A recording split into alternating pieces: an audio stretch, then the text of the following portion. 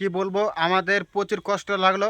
মানে একটা আমাদের কুরবানি খাসি আছে, মানে আর 20 দিন মানে কুরবানি ঈদা আছে। হ্যাঁ, তাই আমি ব্লগটা চালু করলাম। মানে কুরবানি খাসি আছে, তো মানে খাসিটা খাওয়া দাওয়া করে না। মানে 10 দিন পর, 10, 15, 20 দিন পর কুরবানি ঈদ আছে। তো দেখলাম আমাদের খাসি কুরবানি এটা, তো ভালোবাসার মানুষকে বলে দিলাম।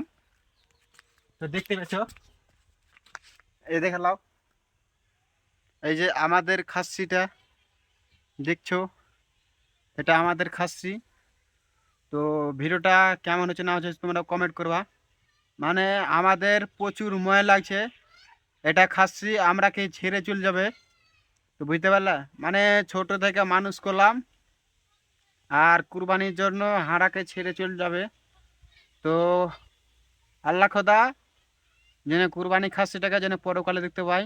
তো ভালোবাসার মানুষকে বলে দিলাম, কেউ পশু পাখিকে মারবে না, কেউ খাসিকে মারবে না। কেন মারলে আল্লাহর কাছে হিসাব লাগবে। এই দেখতে পেছো, এটা কুরবানি খাসি। তো ভালোবাসার মানুষকে বলে দিলাম, আমাদের কুরবানি খাসির জন্য দোয়া করবা, যেন ভালো ওই ওই জন্মে দেখতে পাই। বুঝতে পারলা। তো ভিডিওটা এখান দিয়ে ছিল, দেখে লাও আমাদের কুরবানি খাসি মানে কালো। তো ব্লগটা যে দেখছো অবশ্যই সাপোর্ট করবা। আমি নতুন নতুন ব্লগ দিব, মানে আমাদের খাসি চলে যাবে। বুঝতে পারলা, আর 20 দিন পর আমাকে প্রচুর কষ্ট লাগছে। তো উড়া দুরা সাপোর্ট করবা। আল্লাহ খোদা, আমি জীবনে বেঁচে থাকতে গেলে, হ্যাঁ, আমি পশু পাখিকে, গরু বকরিকে আমি জীবনে মারবো না, সত্যি বলে দিলাম ভাইরা।